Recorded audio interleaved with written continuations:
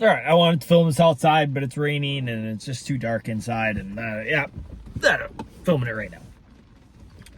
One of the most things people miss in wrestling is strategy. Match strategy. It's one of the most overlooked things, I think, personally, at the non-elite level of wrestling. And it's missed because it's freaking hard. It's a tough part of wrestling to understand, because on one end of the spectrum, you have, hey, this is how I wrestle a match. And if I can consistently wrestle my best match, I'll win a lot of matches. And that takes you really, really far. But sometimes it's not that you're changing how you wrestle or that you should wrestle every single match differently, but it's the fact of making adjustments during matches and then having maybe one or two ways that you subtly change your wrestling to wrestle a better match against maybe a certain type of person, or maybe you get halfway through the match, your strategy's not working, you can flip to a different strategy, and all of the above, right? So the thing I want to talk about, though, is finding the perfect strategy for you. I'll give an example. Myself, I wasn't strong.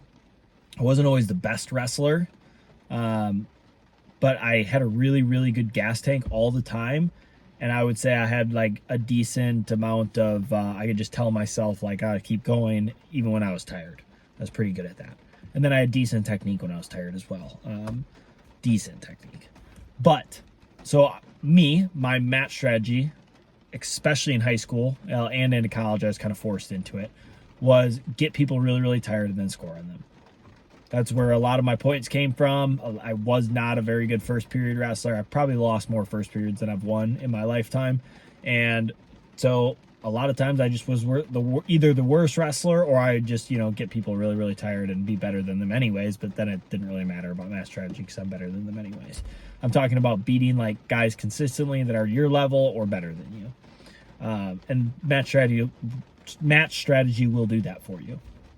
And so if you're strong, right, maybe you're really powerful, your match strategy should probably be explode a couple times a match, but with more muscles, right, we're going to get tired faster.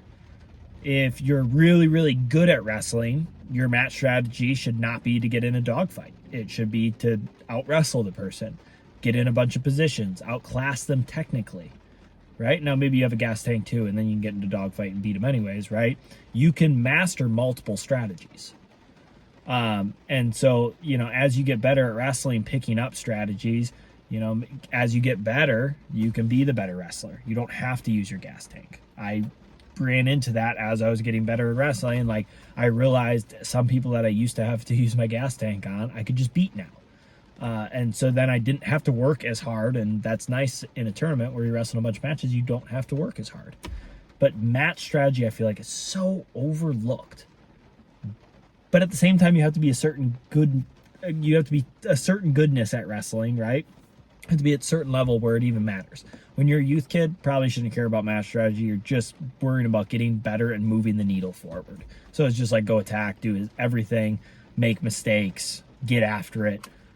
But as you get to that higher echelon of wrestling, Fargo, college, upper level high school stuff, even lower level high school stuff, just attack and make mistakes. And not saying that you can't attack and make mistakes, at these upper echelons either, because that's how you get better. But, typically the matches have a little bit more at stake and stuff like that. And we're all really good wrestlers and we want to win. But still, you should attack. But what I really wanted to stay here, we kind of got off track there.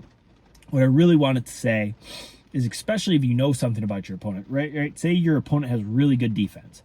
It doesn't make much sense for you to shoot 1,000 times. Now, that's not me saying don't shoot on them because they have really good defense.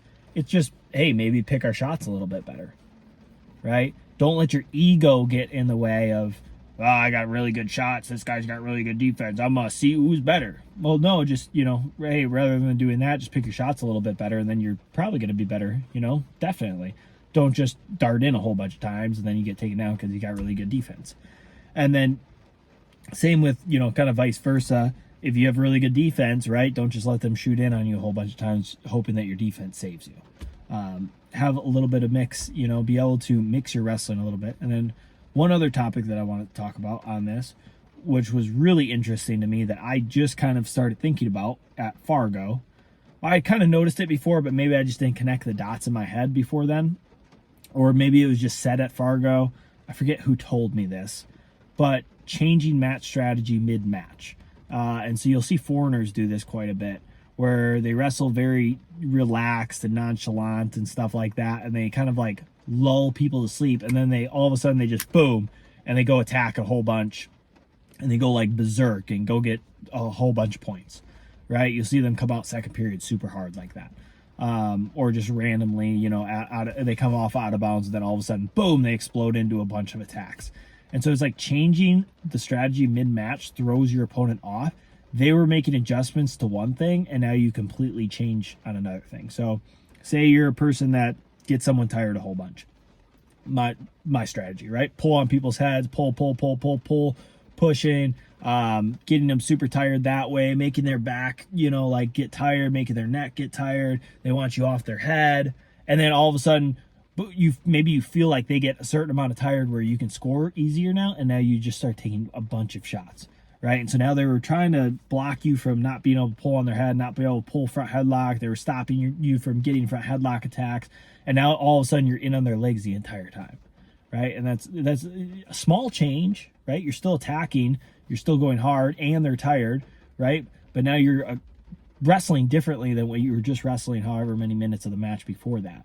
And so, yeah, I'm trying to think if I got anything else on this topic. This topic is very in-depth and stuff like that. And your strategy will always evolve as a wrestler.